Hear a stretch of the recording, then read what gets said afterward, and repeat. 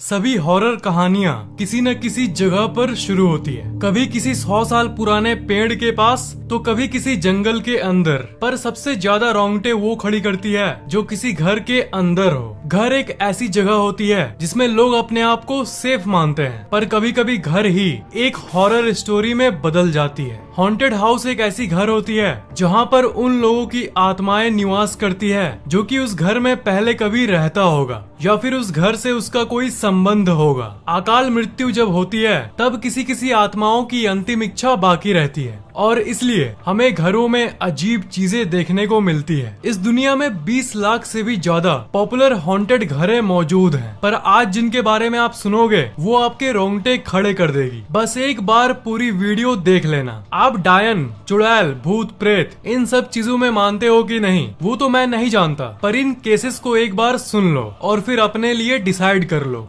Number 5, रोज hall, Montague बे, Jamaica. ये घर साल 1770 में बना था और इसमें जॉन पाल्मर और उनकी वाइफ एनी पाल्मर रहती थी। पर ये जो एनी पाल्मर थी यही इस कहानी की सबसे खतरनाक लेडी है। जॉन ने एनी से शादी तो किया था, पर एनी का इतिहास जाने बिना।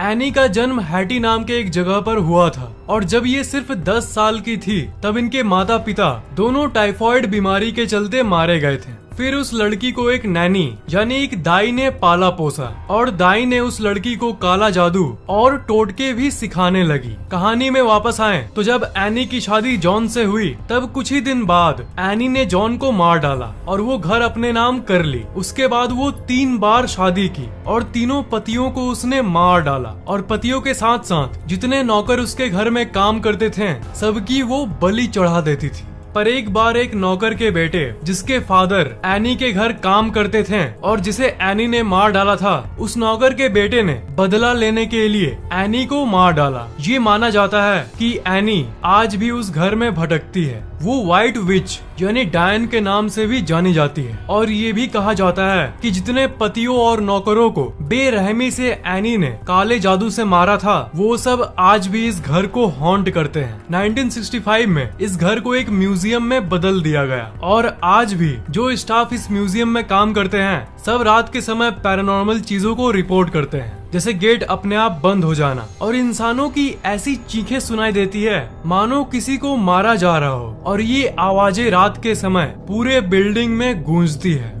Number 4, the valley house, California. 1856 में एक बिजनेसमैन जिनका नाम था थॉमस वैली और उनकी वाइफ एना वैली, उन्होंने अपने लिए एक खूबसूरत सा घर बनाया। पर उन लोगों को ये नहीं पता था कि जिस जगह पर वो अपना घर बना रहे हैं वो एक ग्रेव यार्ड था यानी एक कब्रिस्तान था। घर बनने के बाद ये लोग उसी घर में नॉर्मली रहना शुरू कर दिए, पर फिर पैरानॉर्मल घटनाएं शुरू हो गई।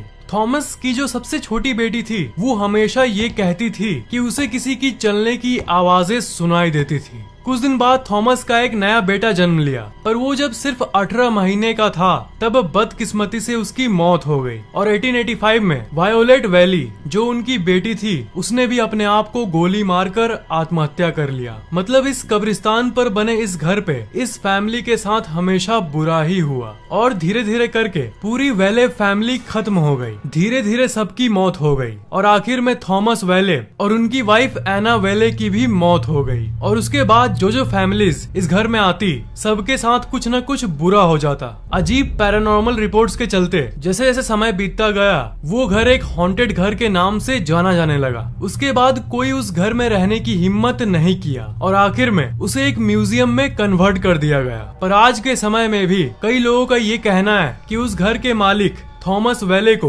आज भी कई लोग देखते हैं। एक बहुत बड़े टीवी पर्सनालिटी और एक्टर जिनका नाम है रेगिस फिल्बिन, उन्होंने भी इस घर को विजिट किया था एडवेंचर के लिए क्योंकि ये आत्माओं को नहीं मानते थे। पर जब वो वापस आए तब वो शौक में थे। उन्होंने ये कहा कि उन्होंने थॉमस वैली की वाइफ एना वैली को देखा, जिनकी कहानियां वो सुनते आ रहे थे उसे उन्होंने अपनी आंखों से देखा। उन्होंने कहा कि रात को अचानक से वो उनके सामने आ गई और थोड़ी देर बाद गायब भी हो गई। उन्होंने सीरियसली पब्लिक में ये कह डाला कि आज के बाद मैं उस घर के तरफ कभी देखूंगा भी नहीं। रेगिस ने ये कहा था कि ज्यादातर लोग इन चीजों में यकीन नहीं करते हैं क्योंकि उन्होंने कभी ऐसी चीजों को देखा ही नहीं, पर मैं दावे के साथ कह सकता हूँ कि उस घर में कुछ अजीब जरूर था। एक कॉमेडियन जिनका नाम है टॉम ग्रीन, वो भी इस घर में एक बार रात गुजारने के लिए गए थे, ये देखने के लिए कि क्या होता है इस घर में। ये उस समय यूएस की सबसे हॉन्टेड हाउसेस में से एक था, इसलिए एडवेंचर और थ्रिल के लिए ये फेमस लोग उसमें जाते थे। टॉम ग्रीन ने ये कहा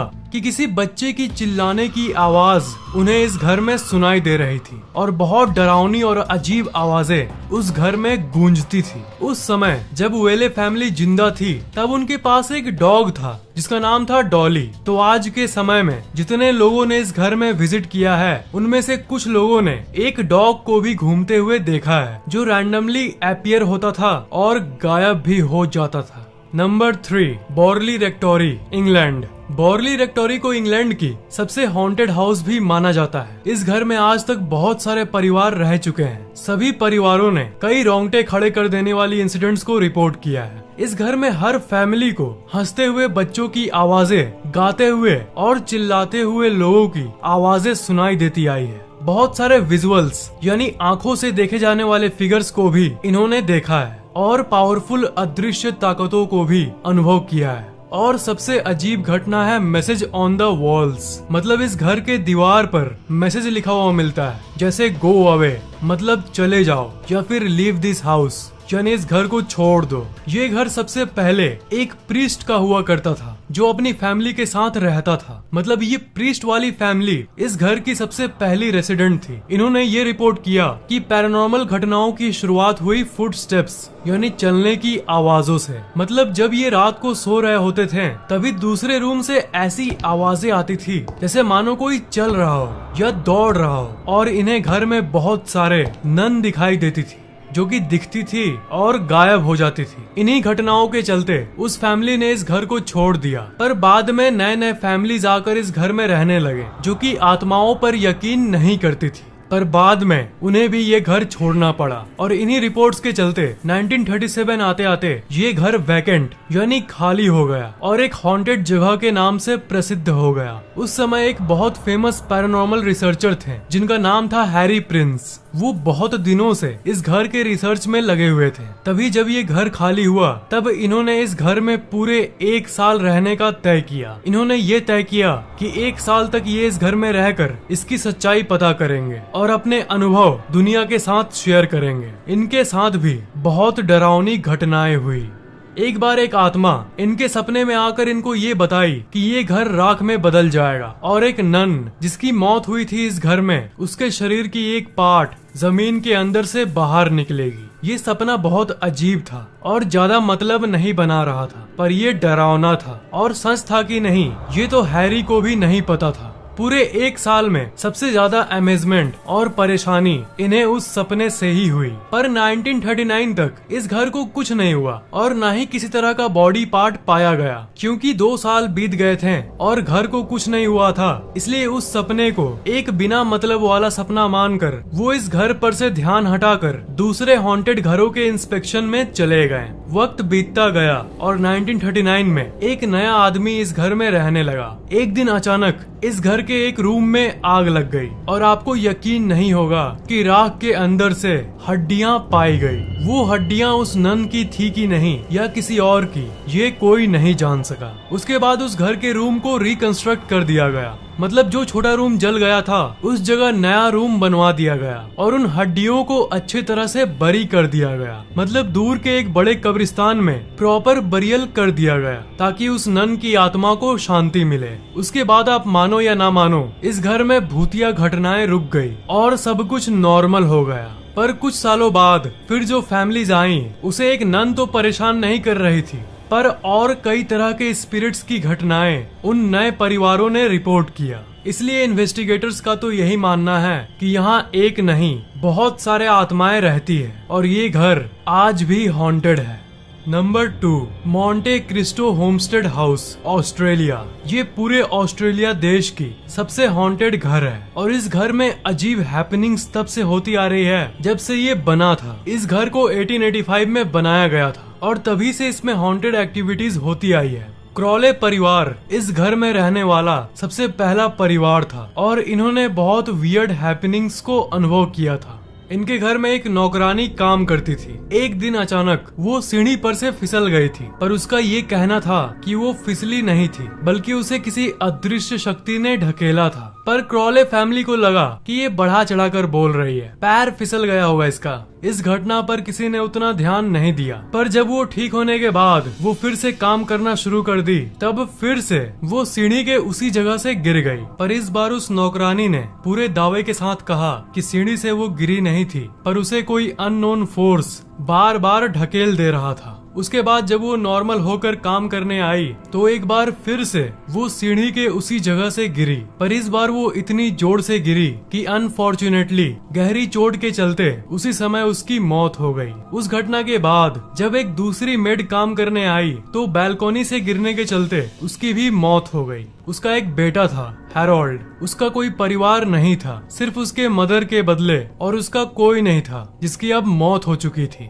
तो फिर घर वालों ने इंसानियत के नाते उसके बेटे को रख लिया, पर एक एक्सीडेंट के चलते उसकी दिमागी हालत बिगड़ गई और वो मेंटली पागल हो गया और उसे घर के पीछे एक छोटे रूम में बांध कर रख दिया गया। घर वालों ने ये तय किया कि अगर कुछ दिनों में ये ट्रीटमेंट से ठीक नहीं हुआ तो इसे मेंटल हॉस्पिटल भेज दिया जाएगा। वो लड़का हर रात को किसी उल्फ जैसी आवाजें निकालता था और लोकल लोगों को ये लगता था कि घर के पीछे किसी मॉन्स्टर को रखा गया है। बाद में ठीक न होने के चलते उसे एक मेंटल हॉस्पिटल में भेज दिया गया और मेंटल हॉस्पिटल में जाने के कुछ दिनों बाद ही उसकी मौत हो गई। पर अजीब बात यह है कि आज के समय में भी हर रात भेड़िए जैसी आवाज लोकल लोगों को सुनाई देती है।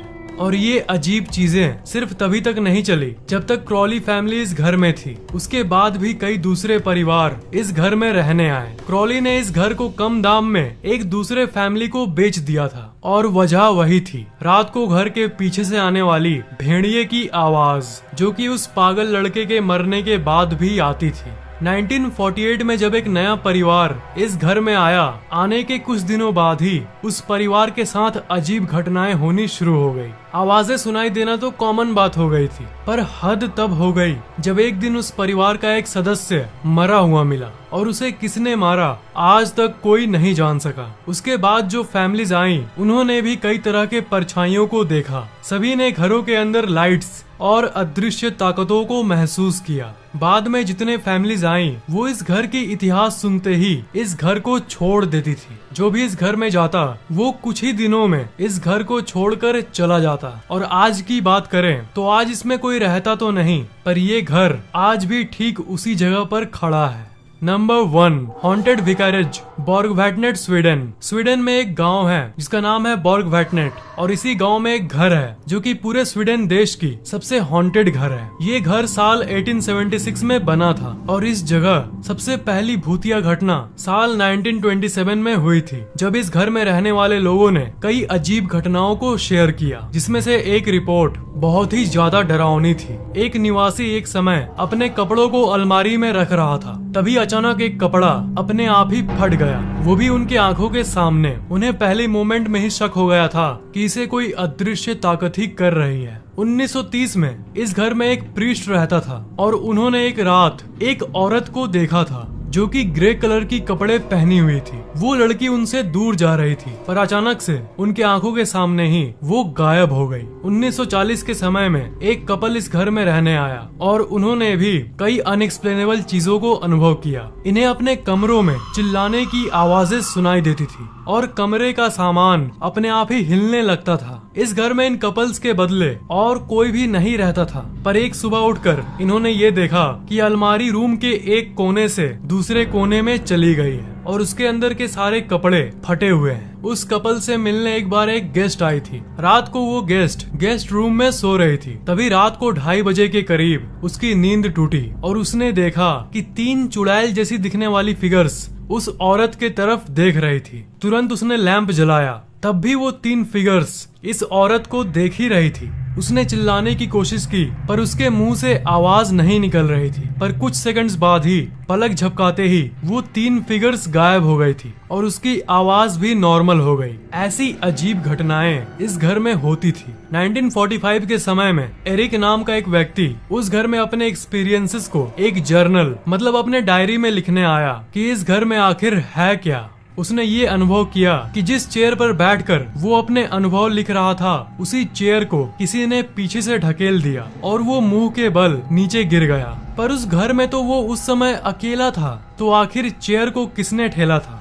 उस घटना के बाद वो तुरंत उस घर से भाग गया और फिर उसने कभी उस घर में जाने का सोचा भी नहीं। आज के समय में उसमें कोई नहीं रहता, पर जिसके नाम वो घर है वो उस घर को एक पब्लिक गेस्ट हाउस के रूप में बदल दिया है। हालांकि कुछ ही लोग इस घर में एडवेंचर के लिए रात में रुकते हैं, पर बाहर से इसे देखने के लिए कई लोग जाते हैं। और जो इस घर में एक रात रुकने की हिम्मत करता है और एक पूरी रात स्पेंड करता है, उसे एक ओवरनाइट स्टे सर्टिफिकेट भी मिलता है। तो अगर साइंस के नजर से इन घटनाओं को एनालाइज करें तो ये केसेस आज भी अनसॉल्व्ड और अनएक्सप्लेनेबल हैं। इत्तेफाक एक बार होता है, बार बार नहीं। पैरानॉर्मल इन्वेस्टिगेटर्स कई तरह के साइंटिफिक टूल्स यूज करते हैं, जैसे EVP, EMF meter, motion sensor, 3D mapping camera, digital thermometer, thermal camera और भी बहुत कुछ। मतलब ये है science of ghosts, tools to detect entities.